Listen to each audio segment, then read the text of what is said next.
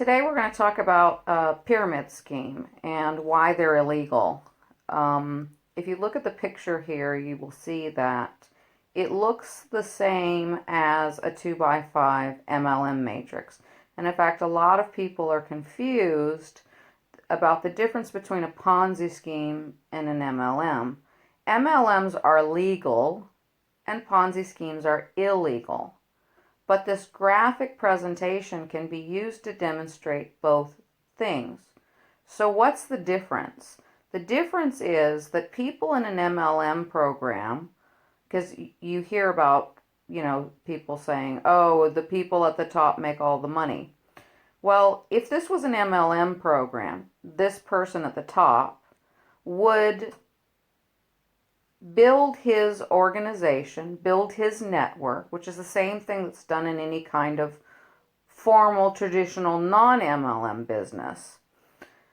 He would build his network. Let's say that this person here is the very first person in the company. So he's not getting any spillover or help from above. He's the first guy, because the other stuff is really irrelevant to this conversation. So he brings in two people. And then each person brings in two people, or he brings in more than two people. And if he has two people and he brings in three, well, the third person has to go under one of those two people in this particular kind of compensation plan. MLM companies have many types of compensation plans. MLM is over 200 years old. The oldest one is still in business and is still legal, and that company is Avon. So in this particular scenario, if Avon were, for example, using a 2 by 5 matrix, then he could only put two on his first level, and then the third or fourth would have to go under those people, and that's what's called spillover. Spillover is what happens when you get people placed underneath you that you didn't bring in. So as he's building this, and his people are building it, and his people are building it, and his people are building it, his organization becomes bigger and bigger and bigger, and he makes more and more money. It's perfectly fair that he, at the top of his own organization, makes more money than the other people in his organization. Now, it is possible that people within his organization under MLM actually make more money than him because their personal organization is bigger. So that's how MLM works, and that's how business works. For example, if you're a realtor and you're selling houses and you decide, you know what, I'm just making money off of the houses I sell. I want to make more money. So I'm going to become a broker, and I'm going to hire two realtors. Now, whenever they make a sale, I get a percentage of their sale. I get the broker fee because realtors must work under a broker. In the United States, for example, it's typically the broker gets 3% and the realtor gets 3%. So he can then, as he makes more money, he can bring in more realtors. As his company gets bigger, he could expand from there. He could, make partnership deals with other brokers and form a big advertising, real estate consortium. But it's essentially the same type of thing. And it's the same in corporations, for example. Let's take a car company, for example. You've got the CEO at the top, and at the bottom you have the car salespeople. This car salespeople are the ones that are actually making all the money for the company. They're the ones that sell it. But above each salesperson is a sales manager, and above that is a general manager, and that keeps going up the line. While it's the people at the bottom, the salespeople, that are generating all the revenue, the people at the top make money as well. And it's not that they make, for example, none of these people make more than the car salesperson works, makes, but because they have more people, it ends up being more. So all business can be described through this, all sort of corporations and that type of thing. Mom and pop businesses don't generally work like this, at least not in the beginning. So, but this looks like a pyramid, right? So people assume MLM when they see this MLM as a pyramid scheme.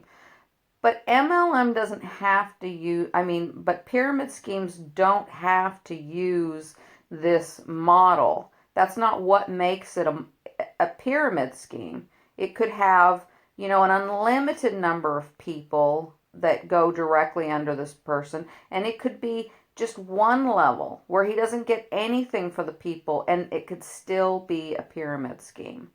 But the reason that they use this example, because it shows how all of them, regardless of what structure they use, will fall apart and break down.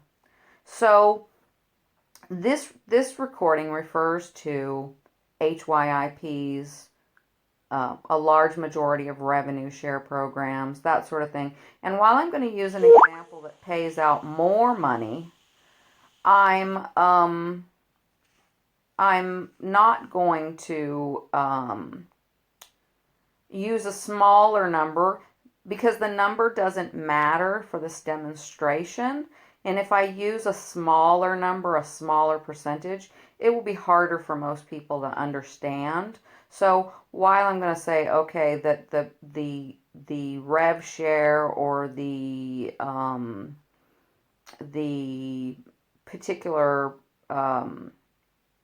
HYP or whatever pays out 200%, which is much higher than most of them pay, it still works out the same. If I use decimal points, it's going to lose most people, so I'm not going to do that. So in this scenario, and like I said, it will be the same for every single scenario. It's just easy to understand this way. So this guy right here pays $100 for a product he doesn't need nor want. He's paying the money simply because he wants to make money. Whereas if we compare it to an MLM business like Avon, people buy Avon because they like Avon. They don't buy Avon because they want to make money. Even the people who are in the business side of it. People in the business side sell the product to people who want the product. They like the product and they buy it regardless of whether or not they make money. Most of the people that buy Avon make $0 ever because they're not in the business, okay? But in a pyramid scheme, everyone buys the product whether they want it or not. That is, in fact, in case sometimes there isn't a product. And so, Ponzi schemes were outlawed. And so people started coming up with products to make their Ponzi scheme legal.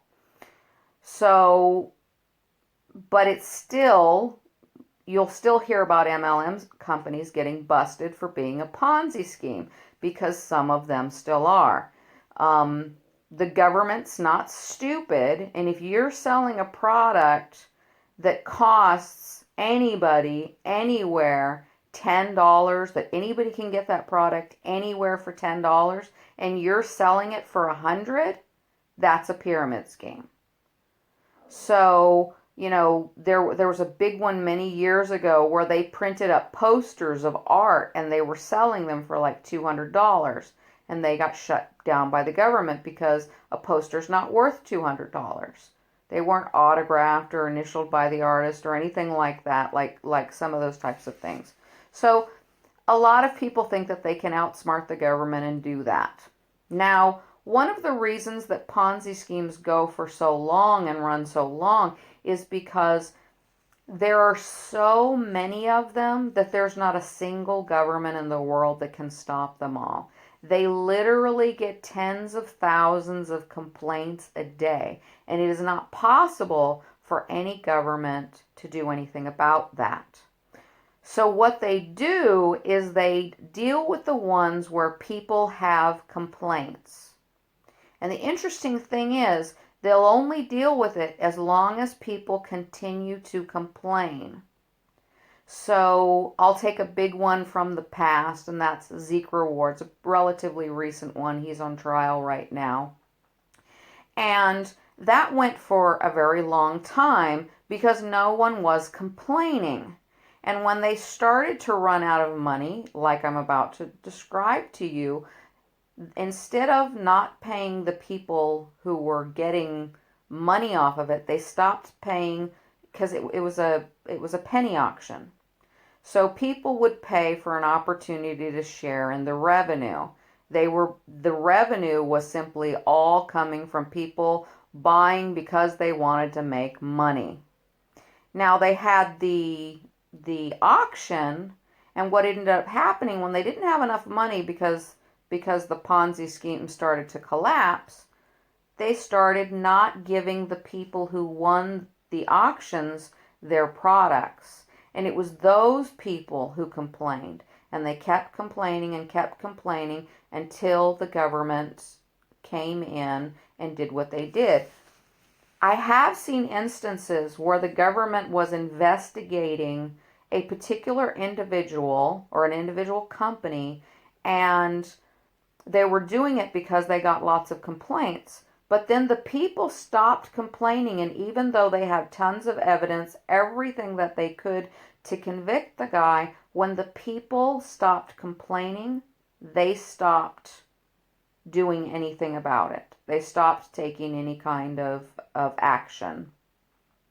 So it just went on the back burner. And this person is a serial scammer, so they continue to do this, and every couple years he takes millions of dollars from people, and again people complain, and then they open the investigation again, and then people stop, and then it goes back on the back burner. So why is this the case? Again, too many scams out there for them to do anything about it.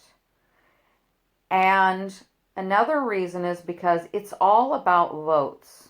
It's all about politics, and it's all about votes. When people are complaining, politicians are complaining, and they're demanding action be done as long as people are complaining to them.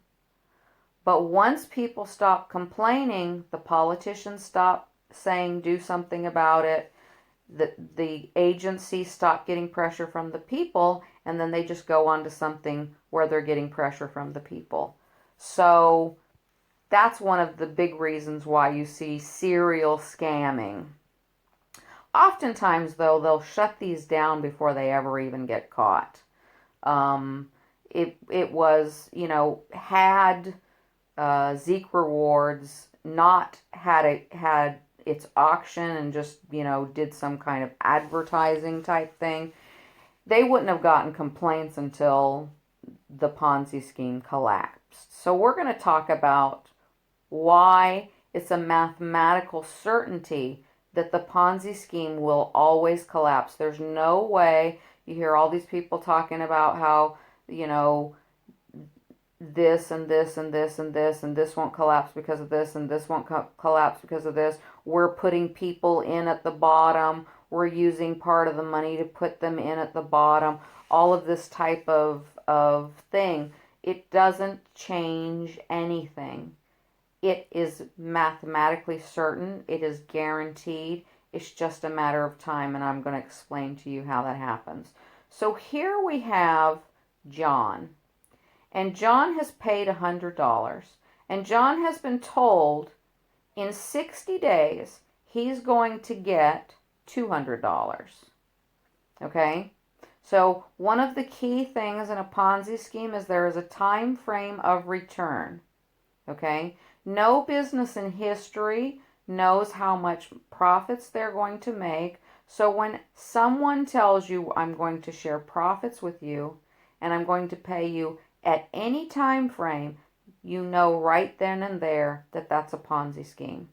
Because no one knows the future. Not even Google, no company knows how much revenue it's going to do in the future. So But how do they do that? How do they pay for the time that they do before they collapse? Well, this is how they do it. So I've got John right here, and I'm going to pay him in 60 days. I'm going to pay him $200. Now let's assume that there's no fees for the payment processor, which we know is not true, and the company has decided not to make any profit at all. So 100% of the money that John has paid and that everybody has paid is being paid back out. Now, it's ridiculous to assume that. It's never the case. But again, I'm trying to make this easy to understand and say, give you the very, very best case scenario.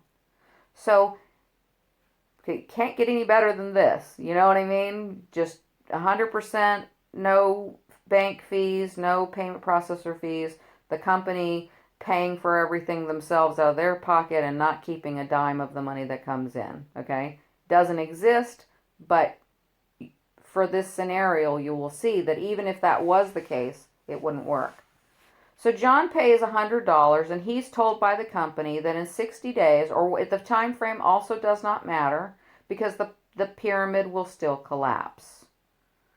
Now, the reason, like I said, it's a pyramid, even though it isn't a matrix, is because in order for me to pay John his $100, I need to get $100 from 2 more people. That's how it forms a pyramid. So it doesn't matter if it's a line or what it is. It doesn't matter because the shape of it doesn't matter. What matters is what you have to do to pay John. Okay? What do you have to do to pay John? Now, if he was going to get $300, then we'd have to add a third person here.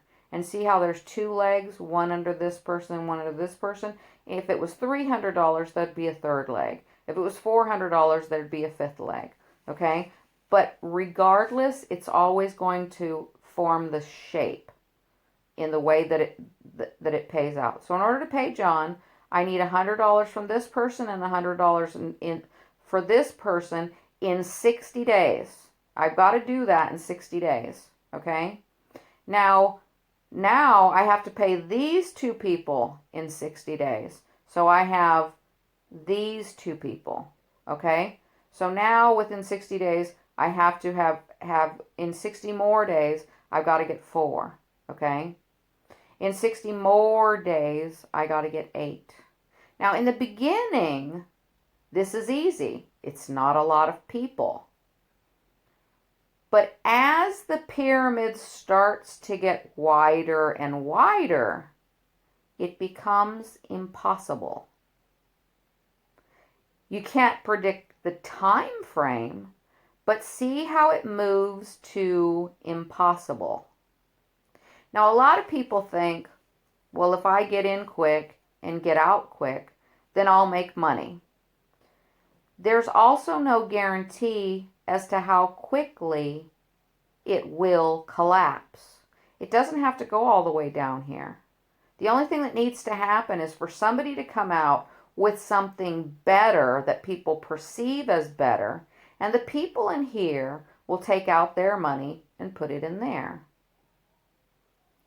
So those types of things can cause a collapse.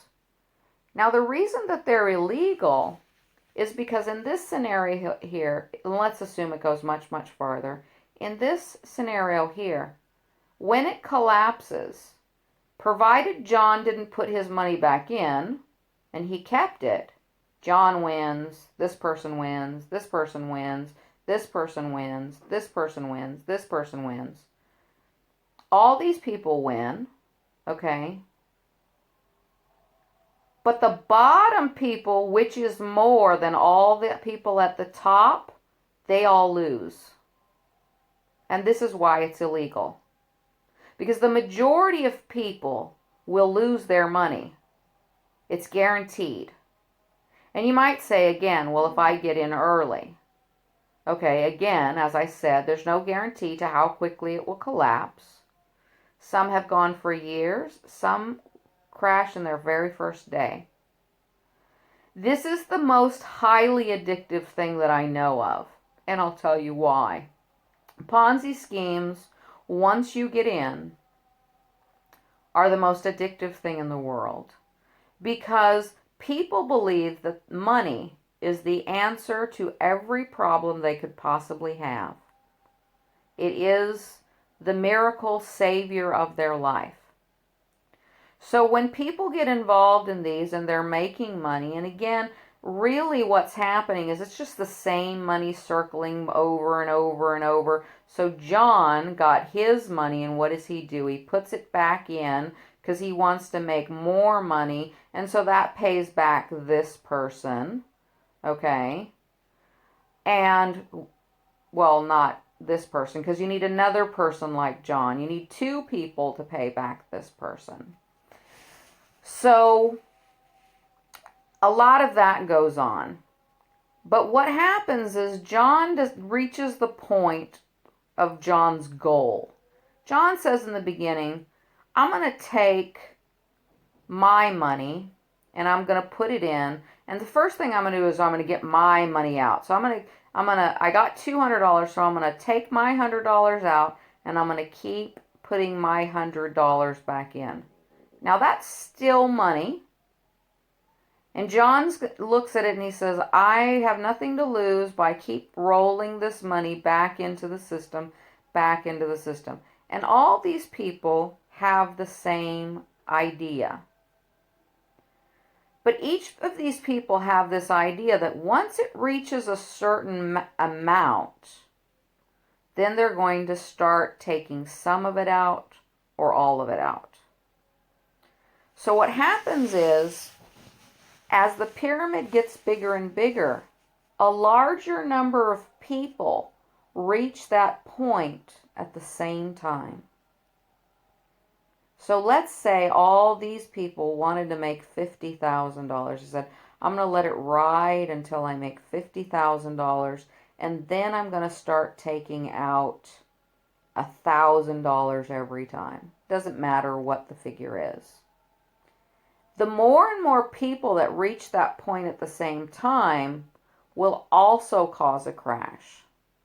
So in the beginning of Ponzi schemes, people are pretty much putting their money back in, their money back in, their money back in, their money back in. So again, it's guaranteed to crash. But in this time that they're in and they're rolling it in and they're watching it happen, they're thinking, when I get that money, I'm going to be able to quit my job, or I'm going to be able to buy the house of my dreams, or I'm going to be able to pay off my debt, or I'm going to be able to do a million things that people think that money will do for them, that will change their life forever. And they live in that state of hope and prosperity. Even though they have no money, they live in that state. And when that program that they're in crashes, whether they've made money or not, they're now in a different state. The dream is gone, and it forces them back into reality that life is not that easy, and that we have to actually work a real business or whatever. We have to do work to make money, and they don't want to deal with this. They don't want to. So when you're in a state like that, and that happens to any person when something changes abruptly in their life, like when they find out a truth about a big truth in their life that they didn't know before, and it changes their reality. For example, someone's in love with a person. They think that they're going to spend the rest of their life with that person. And then all of a sudden they find out that person is actually with somebody else, having an affair or planning to leave them.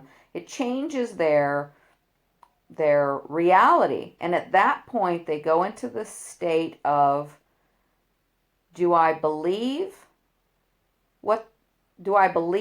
that the person is really doing that?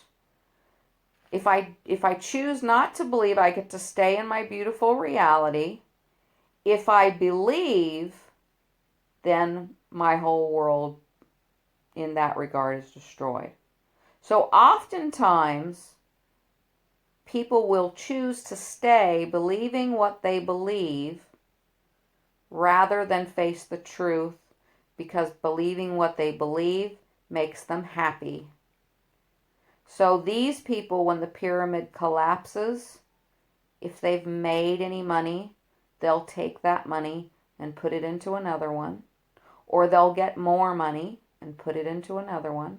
And they will continue to do this year after year after year after year, like a drug addict, until they have nothing left, until they've lost their job because they've been caught stealing, which is actually very common. People take money out of petty cash and stuff like that because they believe the lie of the pyramid scheme, that I can take it out and put it back in there before anybody knows.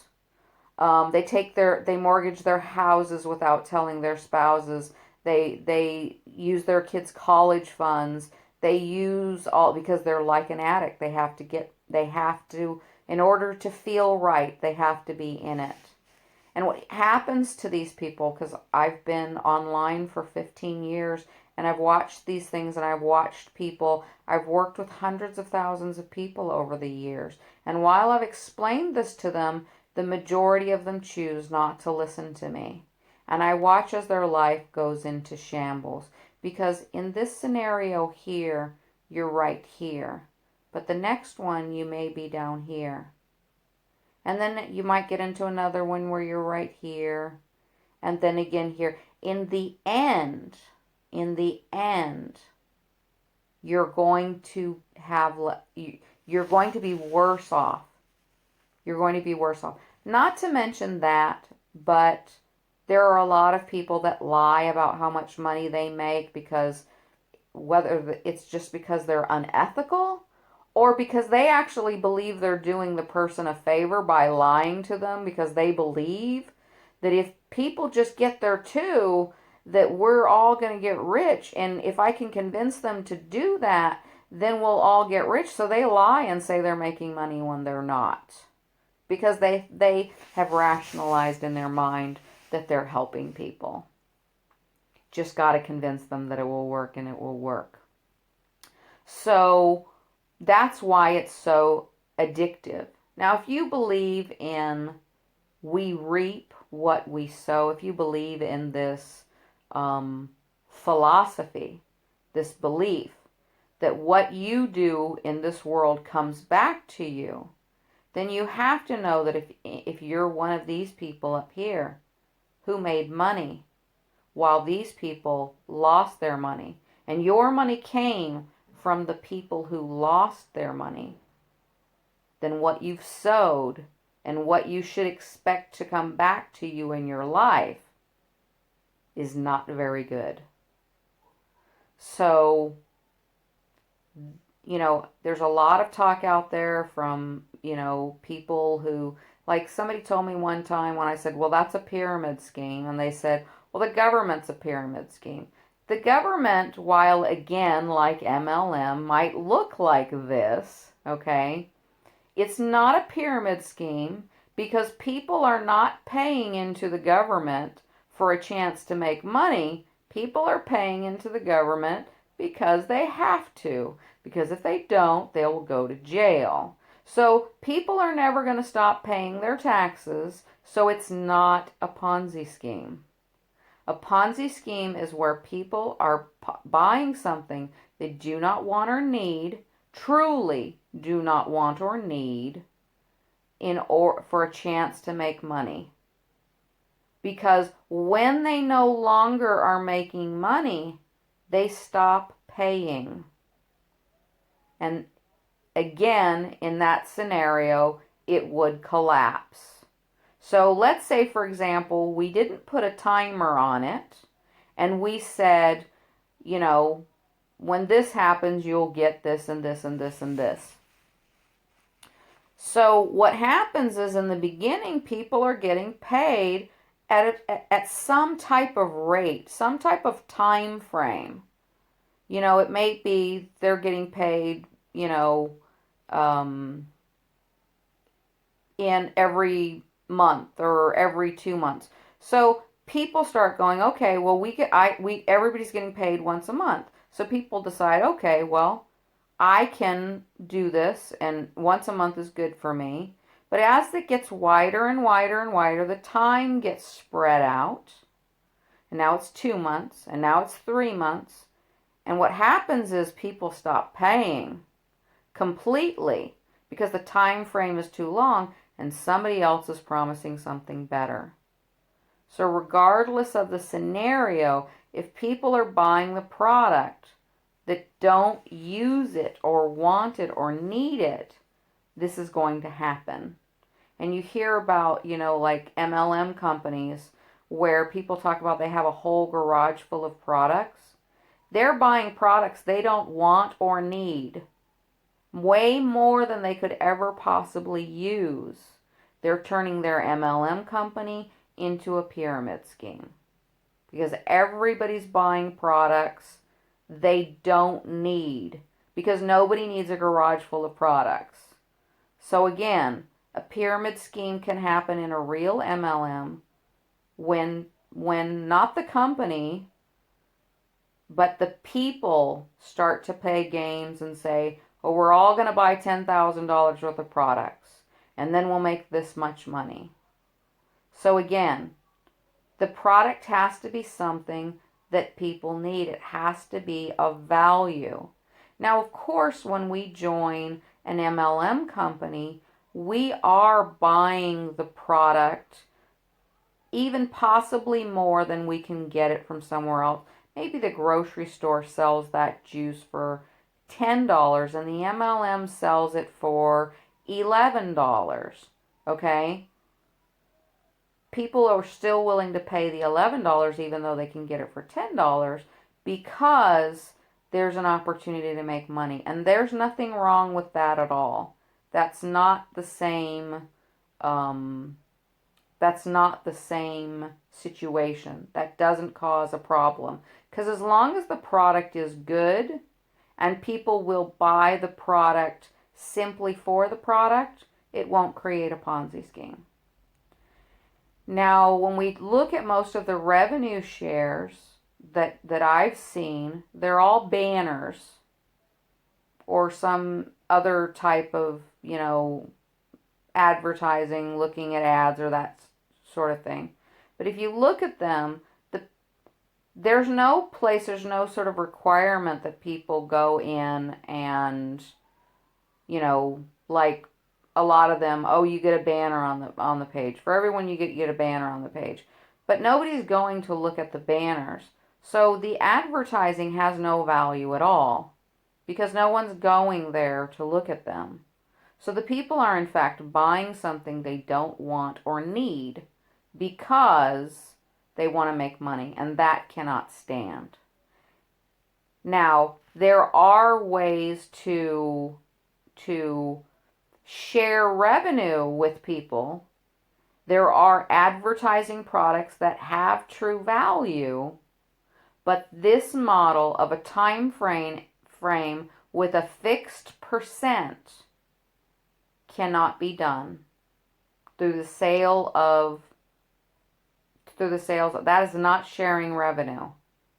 That is not sharing revenue. When you promise people more than, because you don't know what your revenue is, so how can you promise somebody something that you'll make tomorrow, that you'll make in 30 days, that you'll make in, some of them, pay every few hours, but it's still exactly the same thing. It's still exactly the same thing. The ones that pay quicker are actually more addictive because they release chemicals in the brain very similar to when you use narcotics, of this thing happening, this reward, like a mouse in a, hitting a lever, getting a food reward. And so you get more and more and more addicted and you go, well, I only have to wait 6 hours for it to double again. The reward is so big that the people won't take their money out. They won't take the money out. So by the time it collapses, you really haven't made anything. Even if you took your money out, you spent all that time, you exposed yourself to massive addiction, and you received nothing in return. So that's the difference between MLM and a pyramid scheme. And like I said, many MLM companies use a matrix, and that is what this is a picture of. But a matrix is simply a mathematical term. They use it for all kinds of things. It's a way to calculate something. It's a way to show results. They use it in science. They use it in construction and engineering and all of this stuff that has nothing to do with making money. A matrix is just a mathematical formula to demonstrate something. So you see a matrix, that doesn't necessarily mean it's a pyramid scheme. What makes it a pyramid scheme is a guaranteed payout in a certain time frame and a product that people are buying that they do not want or need, that they wouldn't buy it. They wouldn't pay that price if there wasn't an opportunity to make money. That's where the problem lies. Okay, thanks.